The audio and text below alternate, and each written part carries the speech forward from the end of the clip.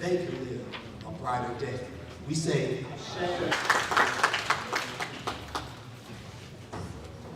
thank you for that process. And I can hear our ancestors scream on the ships bringing our people to this side of the ocean. Let's get it right. It's inevitable. It's unstoppable. A God that spoke first to man through the African. We want to hear the Black national anthem.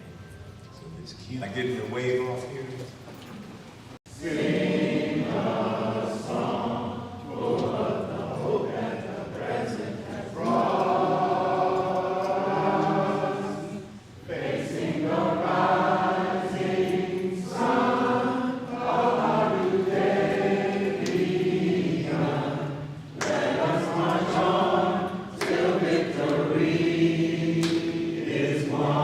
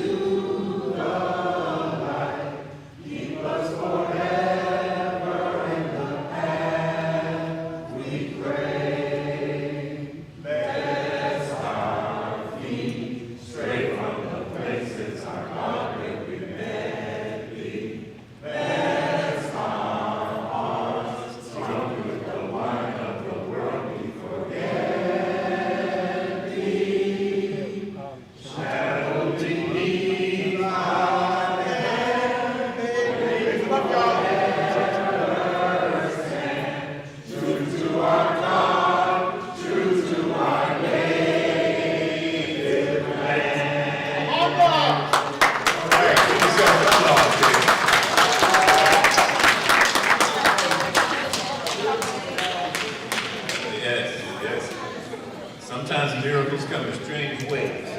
And we were just talking about this. We're not the ones to be leading this. But you all helped us. Thank you, thank you, thank you. All right.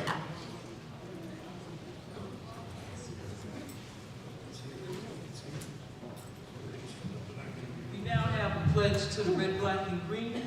And I believe, yes, it is. It's in your program. African people.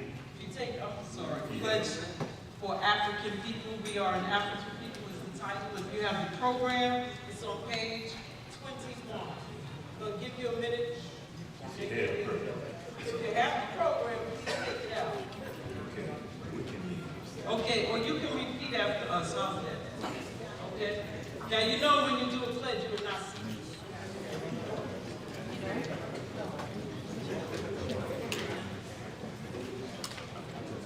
So everybody who can stand, we expect you to stand. If you're able. There we go. That's right. That's right. You'd be surprised at what you're able to do if you make up your mind. Okay? All right. We will remember the humanity, glory, and suffering of our ancestors and honor the struggle of our elders. We will strive to bring new values and new life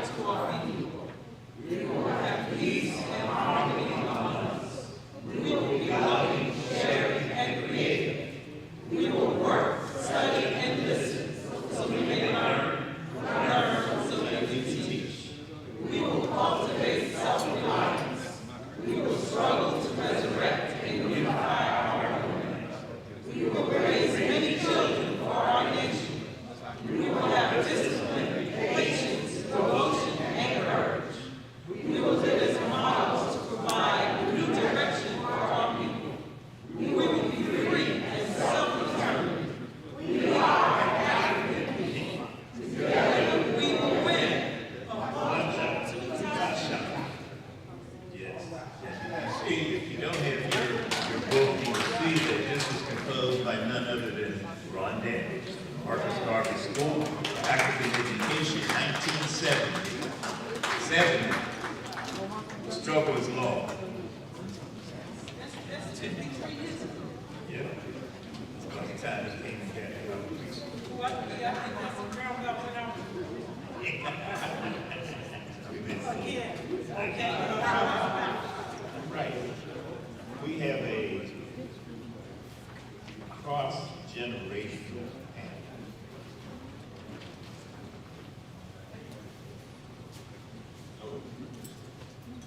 A drum selection. Okay, it says we have a drum selection, African drumming and dancing, but I believe we did that already. We did that already, okay? But now, don't hang up your shoes because we're gonna do that again, but not right now, okay? So conserve that energy. All right, so we're moving to a cross-generational panel. The role of hip hop in the Black liberation movement. Facilitating this will be Kim Poole, founder, director, Teaching Artists Institute, right here in Baltimore, and the Reverend Lennox Yearwood, President and CEO of the Hip Hop Caucus. So we will be ready when folks are ready to come forward.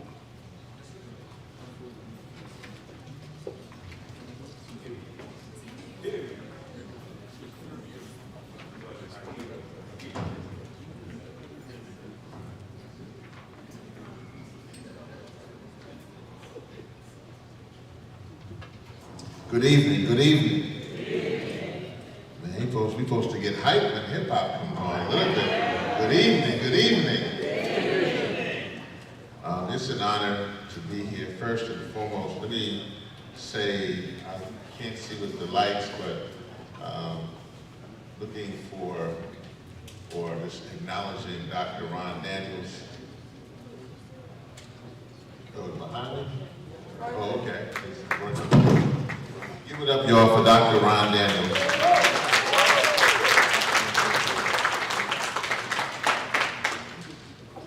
As the president of the Hip Hop Caucus, I'm very, very honored. Hip Hop Caucus turns 90 this year. And in that process, and through the struggle, I've been very fortunate to be around some amazing people. I just mentioned Dr. Ron Daniels, Dick Gregory, a brother who was my security and then became mayor, Chokwe Lumumba, and some others. I mean, the list is long. There's Dorothy, Irene Height, who actually was my mentor. So I can go down the list. And so that actually is how we want to have this conversation. Sister Kim Poole is going to come and she's going to join the conversation. My job is to frame the conversation about hip hop, Black liberation, and where do we go. This might go in and out. Is that, y'all hear me okay?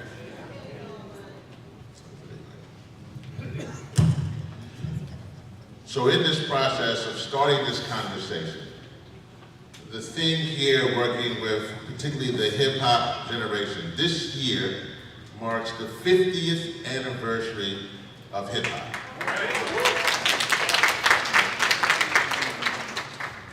And this conversation here is actually one of the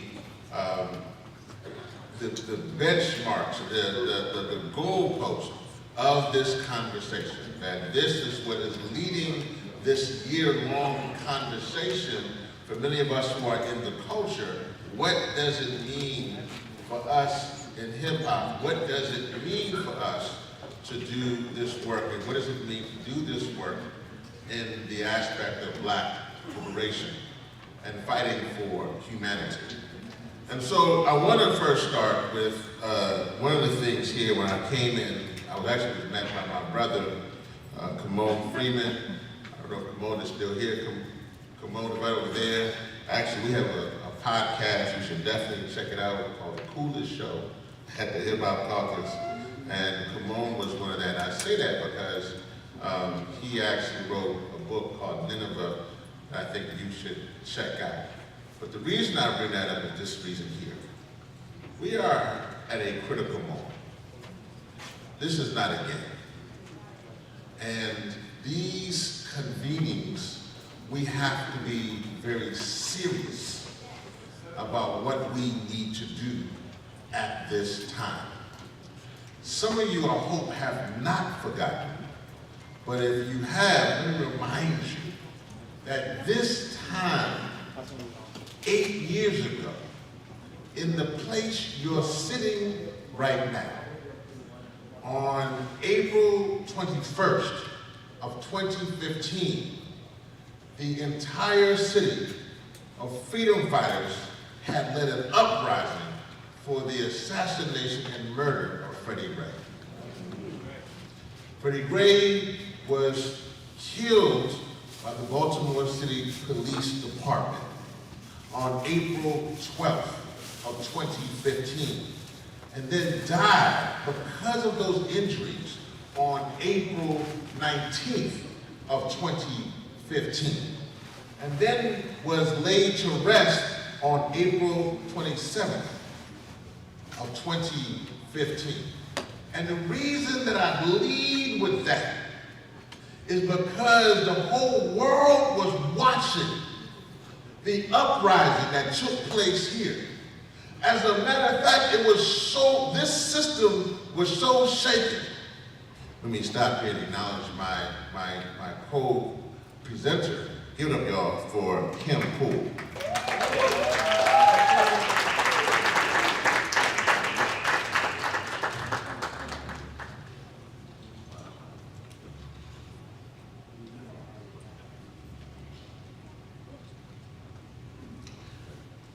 And so on April 29th of 2015, the reason why I bring that up is because when we are here, we are in this facility, there's a ball game that is happening not too far away in the place called Camden Yards. And the reason I bring that up is that because the movement in the uprising was so strong, and the fear of this system was so terrified of what particularly black people would do, they had a game with nobody in it. Nobody remember that. I'm saying y'all been out, and this is why you get to understand the history of the place. It was on April 29th, and they played the Chicago White Sox, and they were so afraid of the clashing because of bringing the white people down to see a ball game. And black people had been so fed up in regards to another body being murdered that possibility of clashing here in the streets of Baltimore, the Major League Baseball game decided that the $30 million that they usually get from a baseball game was not worth getting on that day. And they literally had a game with no one at it. But that was a moment. Because what we now know is that they have had many games since that time. And so the question for us, and what for us in hip hop, and what does it mean for black liberation in this moment, is that what are we going to do in the 21st century for black liberation? Are we just coming here for moments, or are we really building a movement? That's this moment. Are we setting up institutions? Are we putting things together? Are we shaping policy? Are we dealing with litigation? The one thing I would always tell you is that demonstration without litigation and legislation leads to frustration. All right. And so are we putting things together? So when we come here today to have this conversation, this is not a game, because since Freddie Gray was killed, if I could just say that, well, that was really just a one-off and that was just about it, and nobody, since in the past 8 years, nobody has been killed since then. But what I can tell you is that we're now mourning the fact that a 16-year-old rang the doorbell of someone in Missouri looking for his siblings, and he was shot, and it took, again, the outcry of us to ensure that that person was arrested. And there are many, many other situations like that around the country and the world. So this conversation of hip hop is that hip hop has the ability to not only be here in Baltimore, but to be throughout this world. So I want to start with that and lead and just give, and I'm sitting here, we have the dynamic is one which I wish would have been much more, that we could have had some chairs to be equal and just be sitting, so that isn't the case, so go with that. And I actually just allow that process to happen. So I want to start off by just asking Kim to introduce herself. She's a founding fellow at Teaching Artists Institute. Introduce herself and her background for herself, and also my little monologue. So just what does it mean? Because you're from Baltimore. Hearing this kind of retelling of the story, how does that make you feel, and particularly on the aspects of what hip hop meant then and what it means now?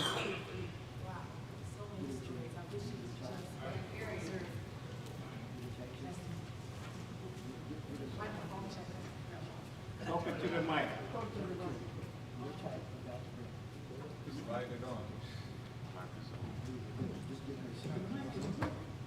Hello?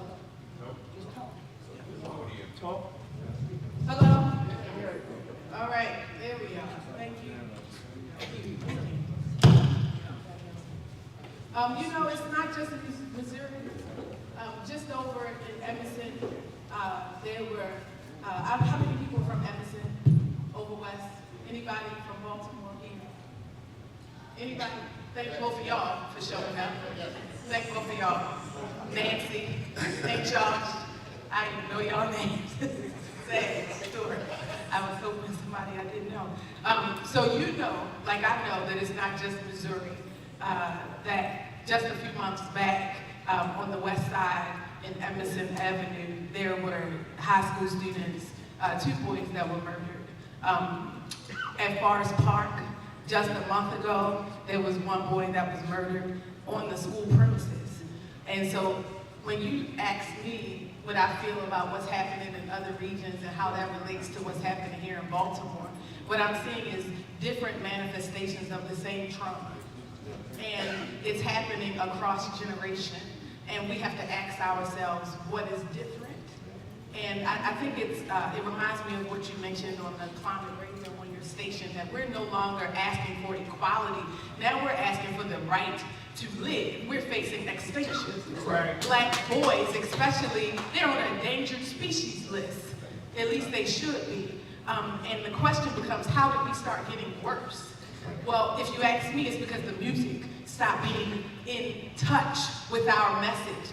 Music and all of our art forms in its origin was a response from the people's ability to survive. It was our response to oppression. It was our ability to heal, to create a balm of safety. And if that meant getting on a microphone and speaking life into you, or protecting my community, or speaking death into the system, that meant that we at least were in touch politically as artists. But now the commercialism and the cultural appropriation has been one that is such that our artists have no idea or no sense of connection to what's happening. They have been desensitized. This generation of young people, they no longer value life the way we once did. I remember when, Baltimore is a strange place. You don't know some of the stories about the corner stores when they were owned by Black people, but you hear the stories still from your grandparents and your mother. And my mother would tell me, on Emerson Avenue off Cranston, you would go and for 5 cents you could get an onion pickle, you could get 5 slices of bologna, you could get Chico stick and some penny candy. And she would tell me how her community felt safe, that even if she was home alone, because my grandmother had to work, because she was a single mother, that even if she, didn't have an auntie or a sister, the neighbor next door would make sure that she was home on time, would knock and make sure that she did her homework, and never was there an opportunity for her to feel unsafe in her own neighborhood. But I'm telling you, young people, they feel unsafe. They don't trust us. There's a book, Why Our Young People Hate Us. And the truth is because we've been unable to protect them. And I think that is the reason why hip-hop has gone astray. I think that is the reason why our young people are dying in the streets. We have forsaken them, and the music is an example of why. That's powerful. Give it up, y'all, on that. It is true. It's 100%. And one thing that is said there is that when the movement is strong, the music is strong. But when the movement is weak, the music is weak. So there's a direct connection there for our role in this too as a movement. This is going to be a unique conversation. It's going to be, you know, we're hip hop, we're artists and influencers and artivists. And first I want to say, Kim, you look wonderful. You know what I'm saying? And so that's the first thing. And then the second thing is that, you know, we want to make sure to bring in voices. I am the president of the entire Hip Hop Caucus. I always want to say that. Doesn't mean who I like working with. I like working with artists who make my job easier. Obviously, Dr. Daniels, that's one thing that I love. I love to work with artists and artivists like Sister Kim and artivists like the City X and Common and many others. They make my job much easier. But the one thing about it, I am the Hip Hop Caucus president for all aspects, and that's important because I think that what I've also found over time is that there are folks who people have written off because they have come through white supremacy and are acting like folks who have come through white supremacy, and then we expect them to act differently. But we see that when they come through that and they come up in these kind of settings and they see these kind of settings, now I know that folks are tweeting and putting this on Instagram, that this has an impact. That's what we have seen.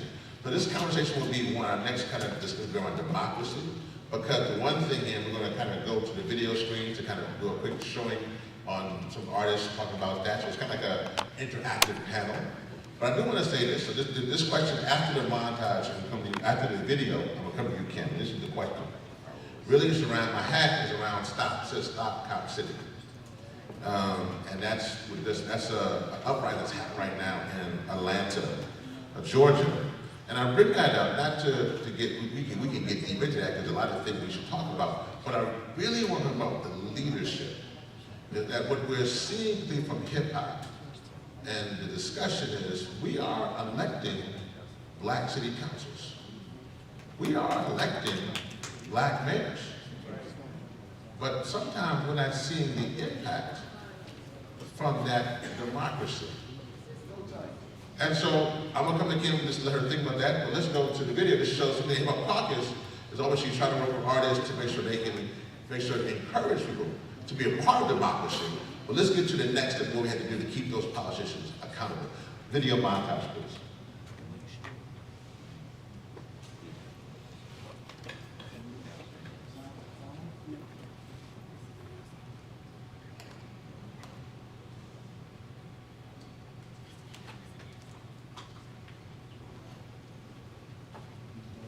We can actually go to the one with the respect my vote with the sound.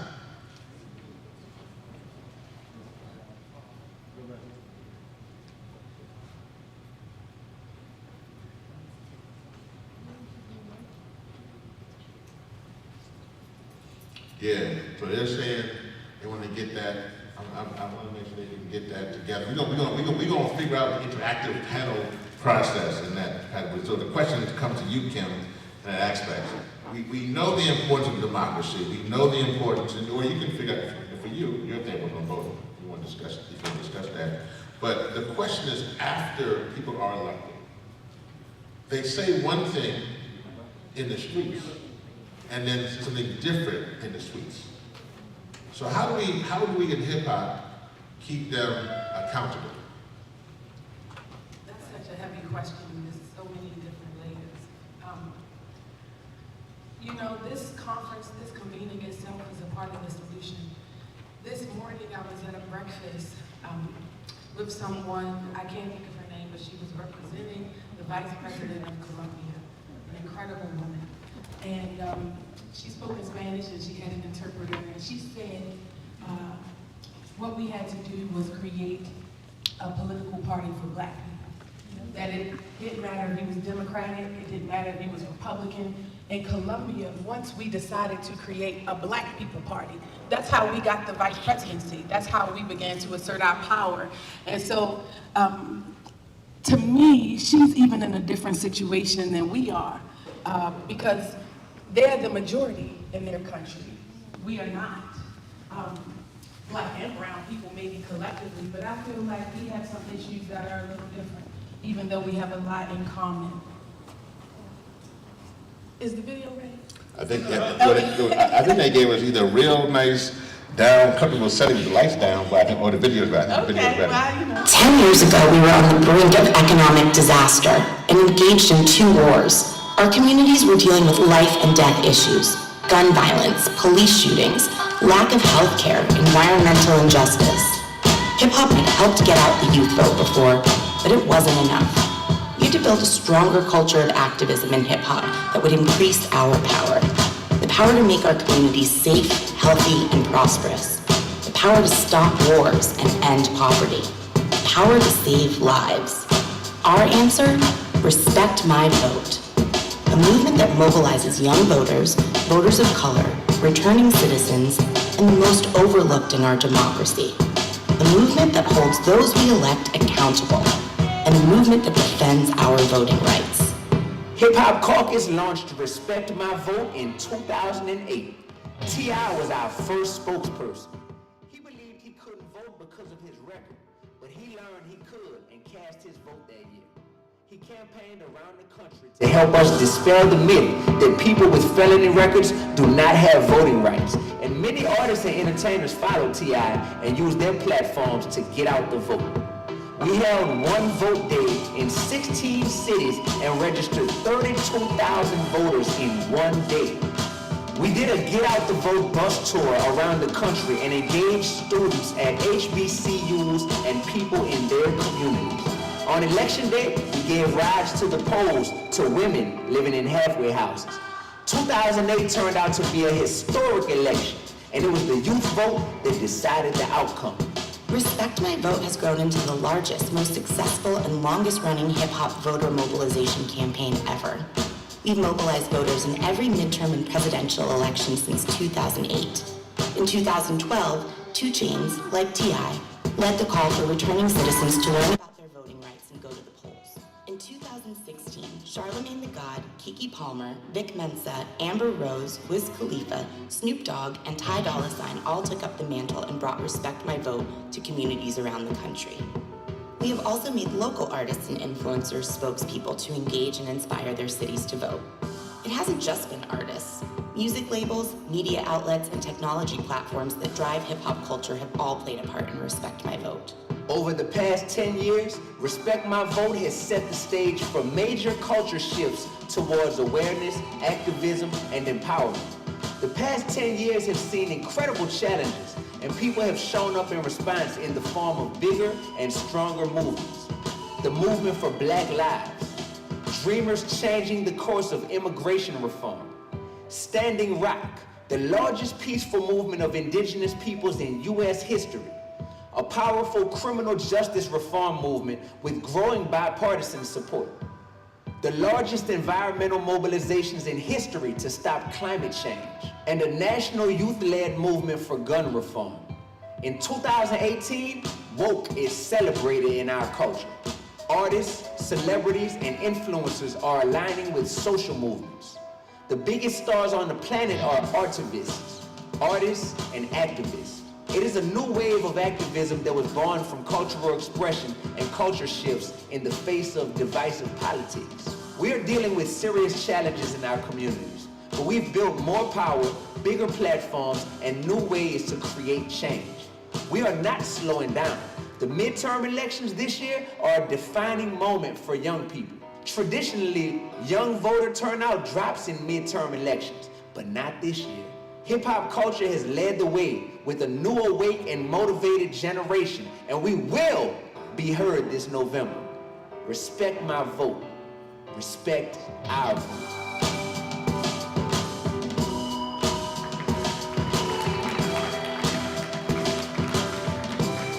Thank you, Kim.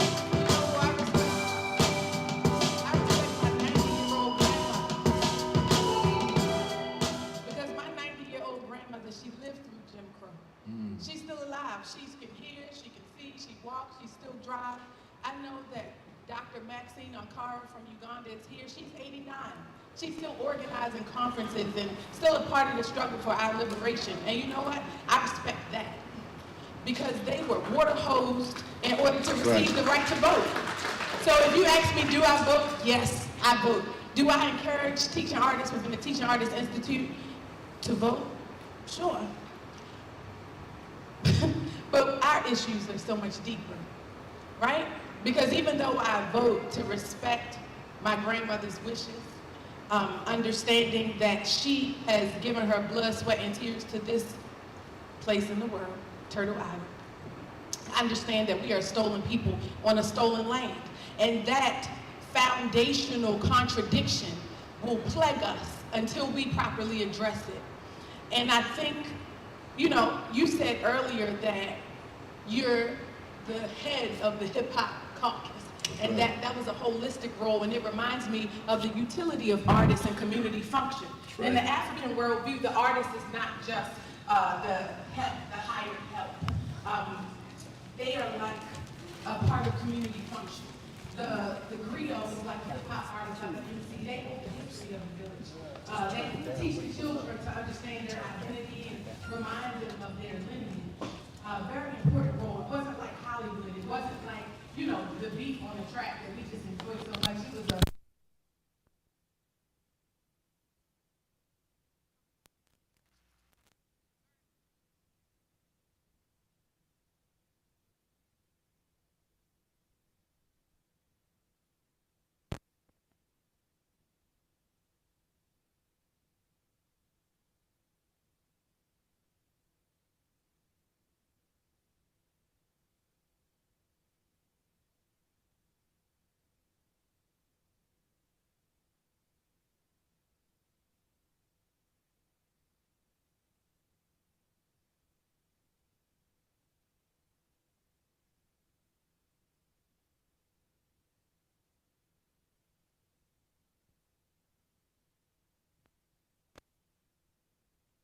sinking ship. We have been prisoners at the bottom and the bowels of this ship since we landed on these shores. And until we recognize that when this ship sinks, we'll be the first to drown if we remain imprisoned at the bottom of this sinking ship. I mean, this is why we can't connect to the young people, because they don't know exactly what's wrong, but they know when they walk into those classrooms and they see teachers from Teach for America that don't look like them, that aren't culturally competent, that would never teach them to the cultural competence that they can connect with. They understand that we're in this sinking ship. They can't articulate it, but they understand it, they feel it. And so my thing is, when we watch Brazil and Russia and China and India and South Africa begin to trade in their own currency, and we know that we're in debt to China, that China is the largest bill collector, more than the IMF, more than, you know, the World Bank. China is the biggest debt, and we are most in debt here. No country in Africa owes more than the U.S., right? And so the question is, what is our strength? What keeps the U.S. going? What keeps the U.S. going is the dollar, because people are trading in the U.S. dollar. The dollar is the standard. And if we no longer have that as the standard, what will be our leverage around the world? We are sinking. And black people are at the bottom of this ship, and we will drown first. And so when you ask us, do we vote? How do we feel about the role of artists in this democracy? My job, because I'm more than just a singer too, I work with the Teaching Artists Institute in 8 countries around the world, and I'm looking for our escape boat. I'm looking for our life raft. I'm trying to figure out where black people are going, because this ship is sinking. And it doesn't mean that we can't find liberated zones. We understand that we're behind enemy lines. We still can learn from Cuba. We still can learn from Grenada, because they created those liberated zones and they still educated their babies. And their babies didn't feel this constant sense of fight or flight because they were behind the liberated zone. So our work is a double work, as it has always been, and that's okay because we have the potential, because we have the stamina. Our ancestors have done this and more. So we have to work on both fronts. We have to build the liberated zone in the regions where we are, build those places, where we are doing our own policing in our communities, where we're doing our own education. We don't need officers to give out stopping tickets. What are you doing giving out tickets? We can give out our own tickets if there's somebody in our community that's violating the speed limit. We can protect us, we can educate us, we can feed us, and we need to focus on that, and artists need to be the bullhorn of truth. They need to take that microphone and civic engagement. That's what they need. They need to keep the people's attention long enough to educate them, because our people are disconnected. They've been programmed to death. They no longer believe in this system. So T.I. got to get on the mic to tell you to care about the trash being taken out on your own front lawn. It's local artists right there in Baltimore that can do that job. So our artists need to be our bullhorn of truth. And so whether you vote or not, your local election is going to determine whether your trash get taken out. Who cares who the next president is if you got rats running through your alley because your trash ain't been taken out? So we need to use artists as that microphone to make sure the people stay aware of what's happening and remind them that we're in a liberated zone, and this has never been our home, and nor should it be our permanent place. Come on now. Truth. I'm sorry if that's too much, but I'm in the state of the black world. It's not too much. It was right on time. And I wanna come back, and because I'm loving this conversation, because I'm glad we showed that video. I think we have another one just like it. I want to come to that in a second. But I really want to make sure I show that video, because a lot of folks, where I'm going to go with this conversation, may be like, oh man, y'all not really with democracy, y'all not with that. So I want to be like, nah, we Hip Hop Caucus and hip hop artists, we getting out the vote. We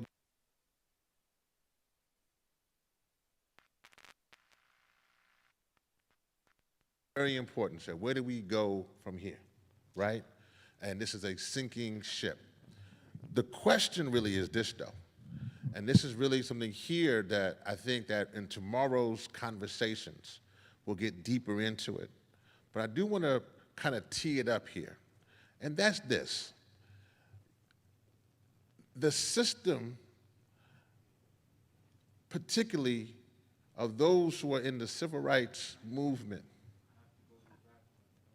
were in a situation where that was the go-to. It was to get out the vote. And I'm with that. I think that's okay, because we showed you. We registered 32,000 people in one day. So we with you on that. But the problem that I'm saying that for the hip-hop generation, for the next generation, is that there seems to be a lack of accountability and measurability when it comes to black politicians. And what I'm saying here is that how do we, listen, we work with the Congressional Black Caucus, but there are folks who will say that, man, the Congressional Black Caucus sometimes, misses the mark when they feel like more like the corporate Black Caucus. And so how do we, in a position, work? Let me be very clear, I want our institutions that we have to succeed. I want our communities to do well. But the problem is that with democracy in this conversation is that if people are in these positions and they're forgetting about their community, only to give lip service, that's the reason why people don't understand the importance of this convening. Because this convening is so far up here, which is an amazing thing for us to have this conversation, but where is the political education on a daily basis that leverages out so folks can engage this conversation? Y'all hear what I'm saying? Because what I'm saying here is that we need to have folks who are representing us, and they're fighting for our issues. So what I'm saying here from the hip hop community and what we're doing, and I want to show this video from Dawn in this aspect. Dawn Richard is the artist outreach person of Hip Hop Caucus. She had a conversation. And in that conversation, please listen to this. This is the one thing, and then I want to come back to Kim, because I want to go into the other areas from economic justice and climate, some other pieces. But this is the thing, is that folks think that to keep it a buck, as we would say in our community, that folks are not, folks are not serious, that they are okay with letting folks do the okey doke. and the power of hip hop.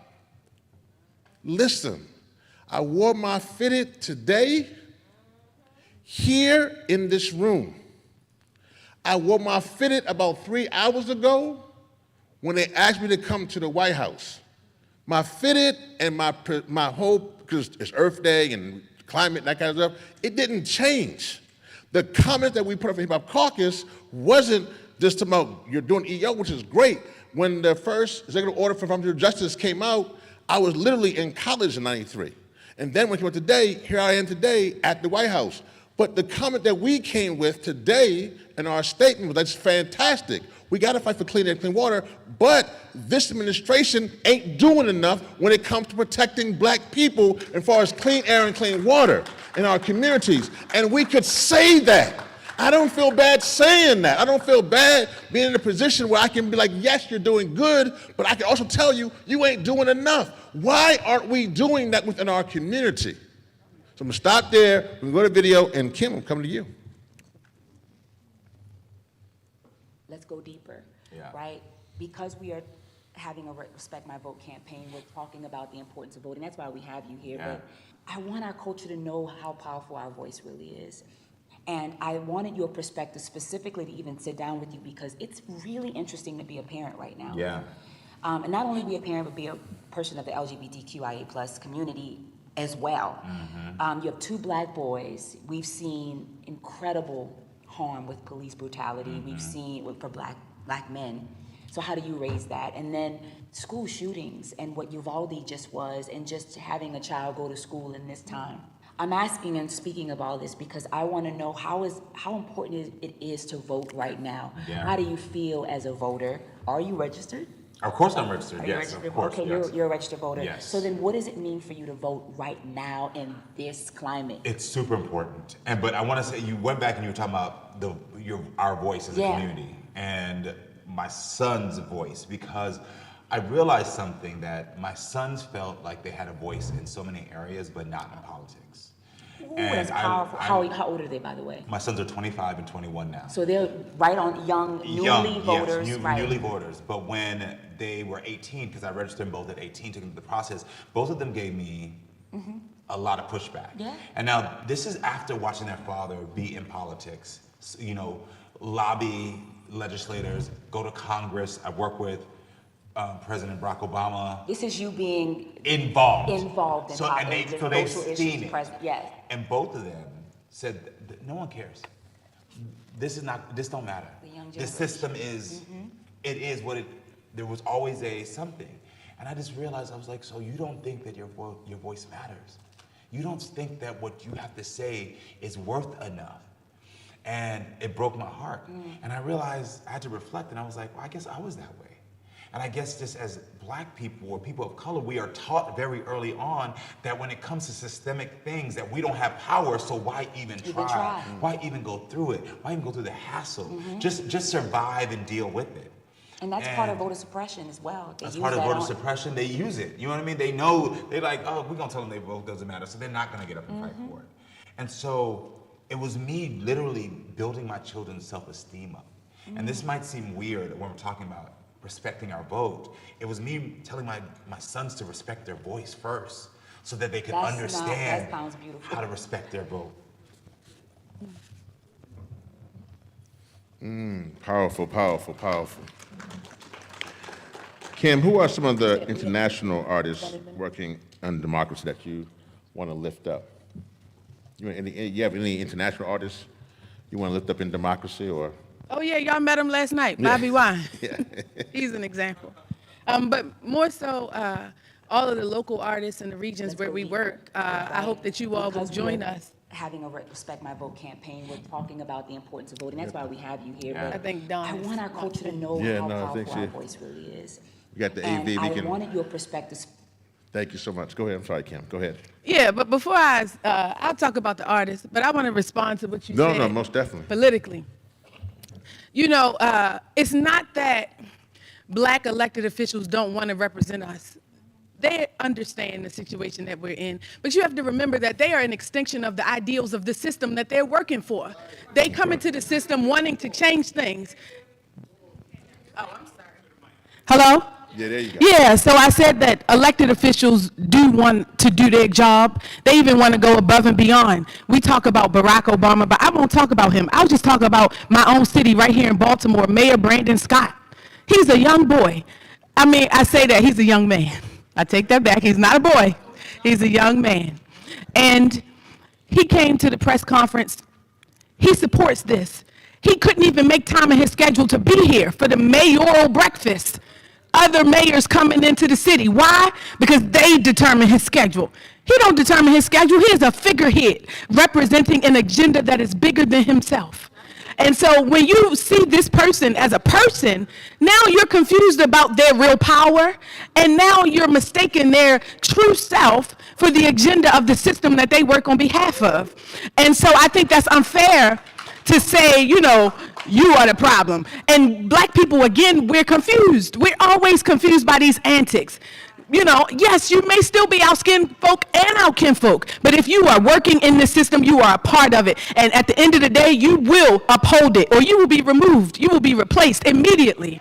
And I think that our faith in the system has confused how we survive in the system. Like, yes, we need to get resources from the system. Let's get them. Let's go get it. Yes, we need to work within the environment that we're in, but at the end of the day, we can never forget where we are and how we got here. And the moment that we do that, we hold black politicians accountable, thinking that they're going to use this system that was designed to oppress us, that only survives when we are in our lowest positions. When we're weak, we forget that they represent that, and they can only do but so much. And the artist community just need to be conscious enough to keep being that soundtrack in the back of our mind, to keep us focused and keep us in alignment. And you mentioned international artists, so you met Bobby Wine, but the truth is we work in Uganda. So we only friends with Bobby Wine while we in the diaspora, because we need to make sure that when we in Uganda, that we not playing with Museveni. But there are some people, listen, I'm just being honest with you. He ain't watching this video, we fine. But in terms of the international artists, what really impressed me most are the local grassroots artists that show up every day in their community that protect and preserve the African identity. They demonstrate the importance of our culture. Our organization's motto is that culture is the new currency. And the artists on the continent, they haven't lost it. I know that they were dealing with colonization at the same time that we were imprisoned. Oh, no problem. That O's game, that other Baltimore, in our way again. Is this? We can switch. Hello? Yeah. So I know for a fact that it's not better. Sorry. Is this? Oh, you got to see, you got to be the president of the Hip Hop Caucus to have a good microphone. Listen, I almost forgot. I understand that they were colonized, that they received a European-centric education. But it's something about being on the soil that keeps you grounded and connected. They lost it all. And I is an example that we need to follow in the diaspora. We have a benefit. The vibration in the diaspora is real. Remember that Pan-Africanism is something that we did. We did that. Got rid of the tribalism and the divisions. That's us right there. So they need us too, but for sure we need them, because even without them knowing it, they promote and preserve their cultural heritage. And I feel like that from local artists is who we should celebrate. Yes, we love the superstars, you know, the Beyoncés, the Jill Scotts, you know, but the local artists, that's where the heartbeat is. We're the rhythm people. 100% agree with Kim, and that's one thing I just want to make sure shout out, because I think that one of the things here, we are intentionally bringing up some hard conversations because we need them, right? We need them. So I want to make sure that we're not just going to leave it here. I want to make sure to shout out folks who are on the Hip Hop Caucus side who you can touch base with to dig deeper as an institution. One, as Kim said, it is important for us to have local artists. That is important. And we need to do, I will tell you, Hip Hop Caucus are going to continue to do better and keep pushing that as we are working around cities. But one person I want to make sure shout out is our Executive Vice President for Campaigns and Advocacy. If she can there she is. If she could just raise her hand there. Tanya Clayhouse. And then next to her, actually, is Dr. Cynthia Swan, who's Chief of Staff at Hip Hop Caucus. Let's make sure, and then there's other folks, Brittany, who helps our storytelling and comms, over there in the corner. Over is Calvin, who will give you a T-shirt if you ask for it, so make sure you get one of those before you leave. But I just want to lift up those and then many other folks who are here on the team at Hip Hop Caucus, touch base with them, and they'll be around tomorrow. I guess that leads to this next part, and I just, the time is always too short, but I want to get into some of this is Earth Week, and so we're on the climate, and we deal with that. I want to say this, because I want to make sure that, because I actually wanted to be here for my admiration of this conversation, and I wanted to be here because of the conversation we're having. I literally leave, when I leave here and go to Lake Charles, Louisiana, I had to be there at 8 o'clock in the morning, and that's gonna be tough on a brother, but I wanted to be here because I view this conversation so important, and your presence, I want to encourage you. I also just want to let you know that even as we're doing this work as activists, my cousin, Candace Griffith, who was 41, was killed on Monday, was shot in the head, and died on Tuesday. So, I say that because as we're doing this work as activists, we got to keep on doing, it's not easy. So I just know that as you're having conversations about reparations, and about democracy and about the culture, I just need you to make sure that whatever you do, that you love one another. That's so important, that you love one another, and that we make sure, and also that we take care of one another. I want to say this too to my elders. I want to keep it a buck. I know the camera's running. This may be something I might not have said normally in front of the cameras, but I do want to say this, that honestly, I think those of you who were real freedom fighters, there's a group of those who got the job, so to speak. And there's a lot of our amazing freedom fighters who are either still in prison, they're still exiled, or they can't afford their mortgage or their rent or their health care. And so we as a younger movement in hip hop, we gotta try our best to do that. At the same time, I'm asking a lot of folks in this movement, have become bitter and jaded and cynical. I just need you to just make sure that you kind of figure out how you can understand that you're dealing with a generation that's not the generation that was born when you were around. And so I just need you to understand that there's a difference in generation. We need to work together as in general aspects, but we're different. So I just want to make sure bring those things as we kind of close up. I'm gonna make sure this last piece here is around the climate. We're talking about climate and clean air and clean water. That's an important thing. I want to make sure that you know that from our standpoint in Hip Hop Caucus, that we're clear though, that that the poisoning of our people is not by accident. That we know that 68% of black people live within 30 miles of a coal-fired power plant. That's not by accident. We know that the same toxins that were in Freddie Gray's body, that were from lead poisoning, that's not by accident. We're clear that Cancer Alley is called Cancer Alley because they put petrochemical facilities in that community that is predominantly black is not by accident. That these communities are called sacrifice zones. And to keep it real, I hope they're watching, if you're part of the fossil fuel industry, we are clear that your business plan means a death sentence to our communities. So we're clear on that. We're clear on how you are using plastics. We're clear on how you want to monetize water. We're clear on what you really want to do in this system. And so the thing that, as Kim mentioned, is that our generation is clear. While we are definitely still fighting for equality, we realize we are also fighting for existence, literally living on this planet. So I just want to make sure that and this is not, and unfortunately, for a lot of our progressives who are out here, they have, in so many cases, made being an environmentalist, thinking that that's Birkenstock or Ben & Jerry's or whatever the case may be. That is not the case.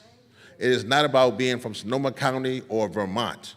It is literally from being in Baltimore and Southeast DC. It is from being in Newark. That is really what it means to fight for clean air, clean water. And the time has changed for us to make sure our communities have exactly that, clean air and clean water. So, want to just make sure I come to you, Kim, because I know you're passionate. You go around the world and talk about this. First, please, as we make sure to tell people about your art, because I think that's important, because you told me, which is very important, when you went to Africa, is how people just loved on you. And I had the same feeling when I went to the continent. It's amazing, and I think everybody should do that. But talk about just the aspect of, for our generation, for hip hop, why it is that we are ensuring that this planet and that those who have polluted this planet, including us, that they are held accountable. I think is. Let me give you the president's mic. There you go. Thank you. Before we go further, if we could just do a moment of silence for his cousin. Thank you. I know what it's like to have to do this work and to have lost and still have to show up. And so, thank you for reminding me of the standard. Just a moment.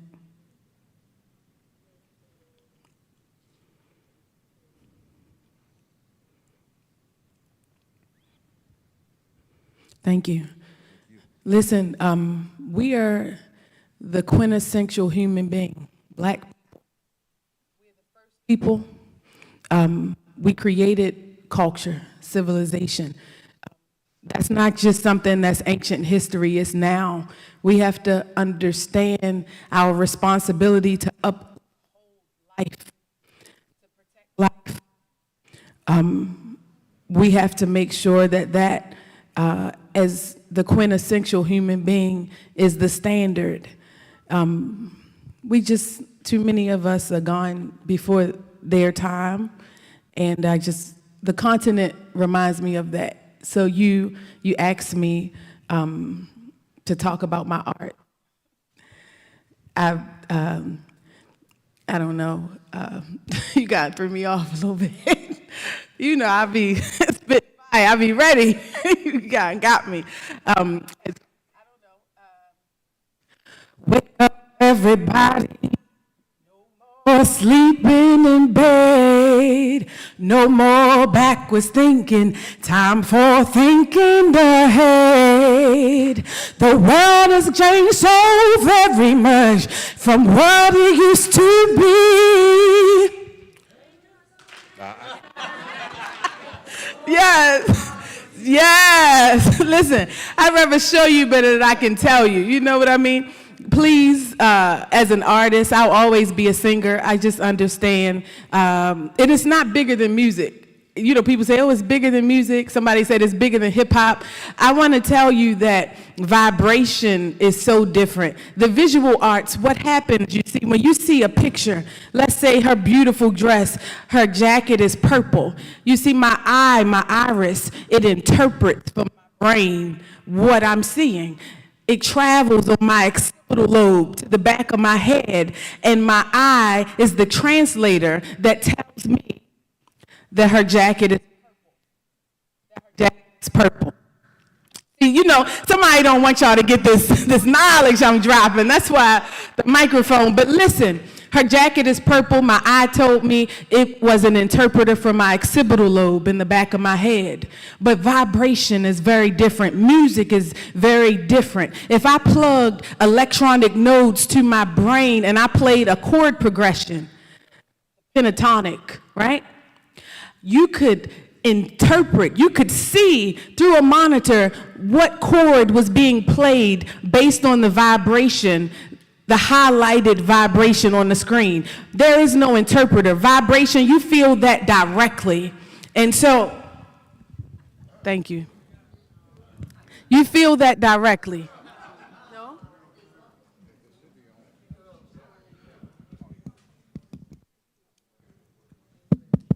Testing. Perfect. You feel that directly. Music is not bigger than music. Vibration is everything to us. That frequency that we radiate, it is essential to our health, our wellness, our balance. And so I say that to say, as an artist, you know, I feel a little bit, I throw around a little bit of swag because I'm a singer. I wield vibration. So those of us that have the ability to use their words, understand the power in that. Speak life. Your vibration literally shifts the atmosphere. God said, let there be light. And there was the vibration in the voice. You have that same power. We were on creativity is foundational. When we are in alignment with our culture, we remember that. And we stop saying things like, you're an artist, you're art. We're all artists, and we all have the ability to create. So, I like it, maybe I enjoy it, but I want to remind you of that today, if nothing else. I really hope that you guys come to our sessions on Saturday. If you are a presenter at our session on Saturday, could you just stand? Clap for them, because it's bigger than me. I won't even be saying much. So we've got 2 in the room, 1, 3. So that's Miss Faustine Amara Owume out of Detroit. She runs Hip Hop in the Park. She's bridging those gaps between the U.S. and the diaspora by her birthright, her daddy Nigerian, but also because she decided to work in Senegal, Hip Hop in the Park. Those are the kind of international connections that we need, using that art to tie us up, right? Then we have Mama Ade Olomo. I sit at her feet. I'm learning from her more and more each day. She's a theater artist out of Cleveland, Ohio. She's a mother and a grandmother of 16 grandbabies. She loses track of the great-grands, but she's 70. I hope you don't mind me telling them, because she doesn't look a day over 50. Can you imagine that black don't crack? Mama Ade is our Thai elder, and she's doing a tour to Tanzania. Shout her out, just in case you're interested. Then we have our Baba over here, David Tavares. He told me call him Minister Server, right? Because he's in service to our people. The Hip Hop Declaration of Peace. He's been doing that work. I mean, we're celebrating 50 years in hip hop, and some of us have been around since it started. I look to you, I sit at your feet, and I feel connected. I'm still learning, and I look forward to what I can learn from you. Next up, we have Baba Kamal, all the way from Seattle, Washington. He understands vibration. Listen, they flew in. I'm talking about Atlanta, Seattle, Cleveland, Detroit. They care about this topic. They spent their own money to get here. And I just want to thank you guys for being a part of our sessions. Clap one more time, because they're with us. Good. That's it. So we closing out. I want to thank you. Make sure you come tomorrow for our session. Before we close out, Baba Haki Ami, the president of our organization. Clap, he's gonna come. Because we want y'all to know we don't have enough time to make sure, and we know some people are going home. Some people will choose what they call more important topics, reparations, black.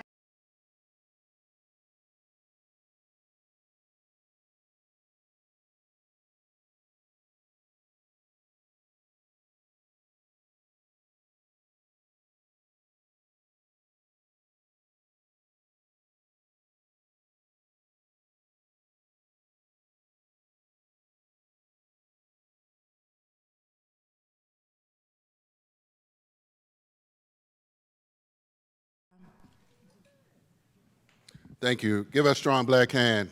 And give this brother, Reverend Yearwood, a strong black hand. What y'all don't know about Kim, she worked for 2 senators in the state of Maryland. So well, I'm giving you props, sis, publicly, if I didn't do it before. So, especially on the topic that you're speaking on. And let me just acknowledge an elder, an esteemed elder in the room. Dr. Leonard Jeffries. Give him a strong black hand. Give him a strong black hand. All right. Thank you. And to your mother. That's right.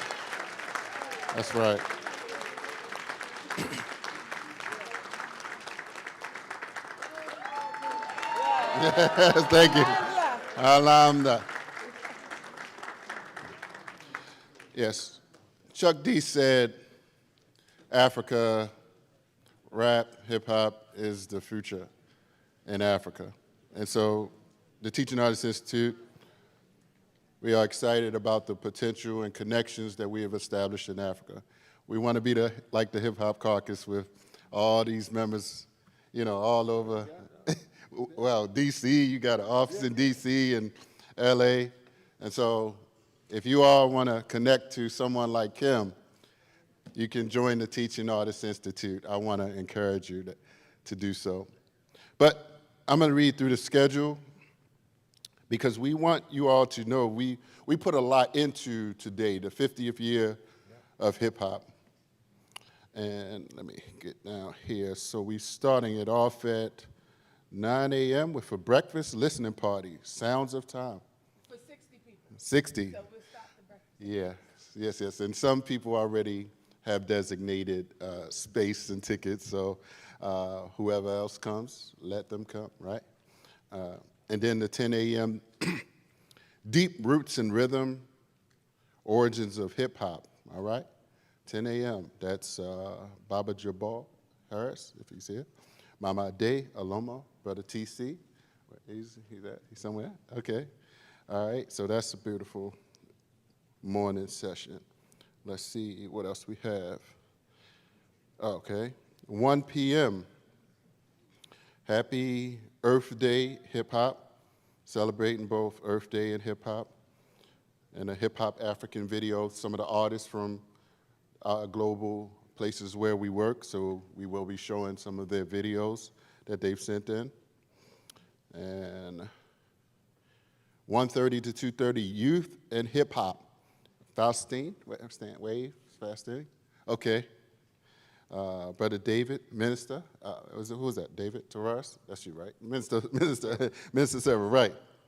And brother, you said something interesting about, during our interview, that you said that hip-hop, and I know we're closing, hip-hop is the fastest growing culture, according to the United Nations or something to that effect? Yes. And that's a beautiful thing because of our,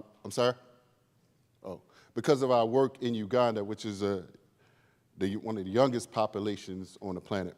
But let me get it. So Minister Server, that's 1:30 to 2:30. Let me keep it going. It's almost over. Session 3, so 3 sessions, everyone.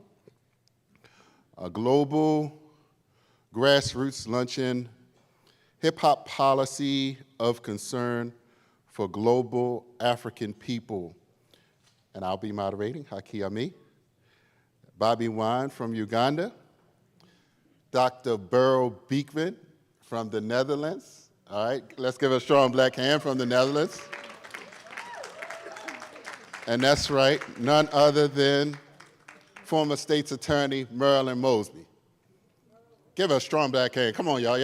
Hey, don't mess with my sister. That's right, give her a strong black hand. That's right, you get it right around me. All right, session 3, Earth to Hip Hop Dance Battle. 4:30, Allison Finch Wilson, video campaign, Brother Vinny, and Jim Embry. Okay, well, we'll see. And that's about it, but there's a competition, right?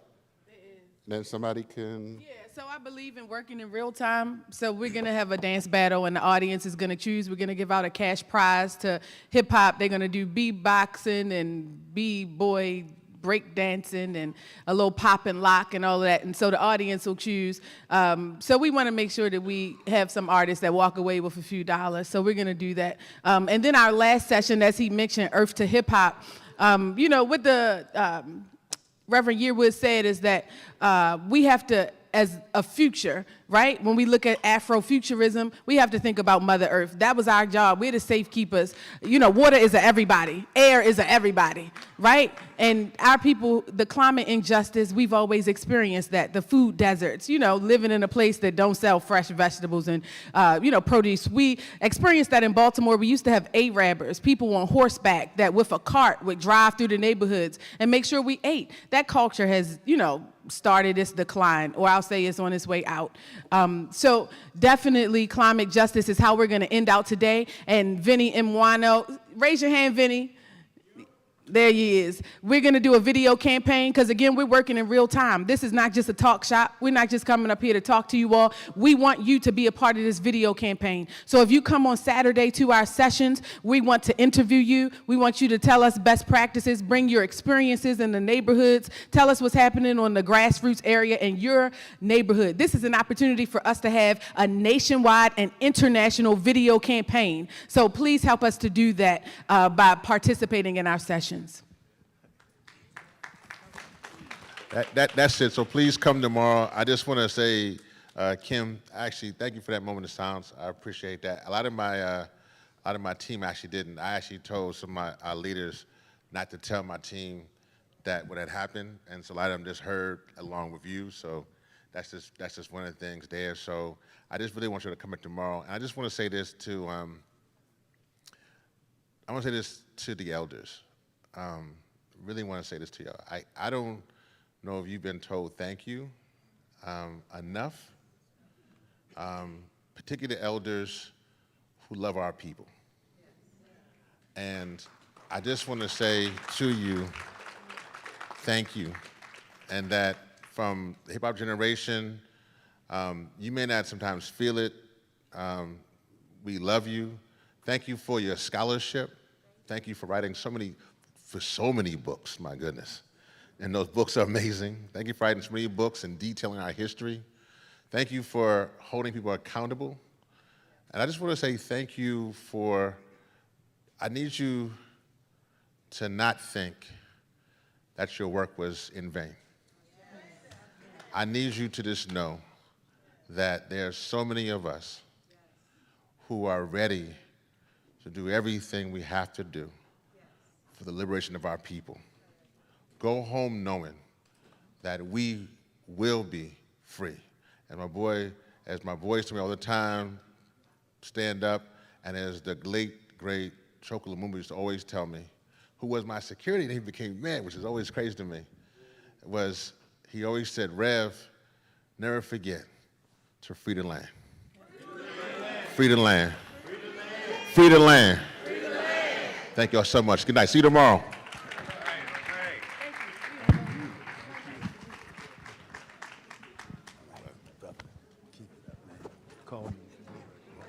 All right, everybody. How's everybody feeling? We no ways tired. You know, that's what Fanny told us. We ain't no ways tired. We have now someone who, over the years, I always would get sometimes frustrated because he's so giving and willing to let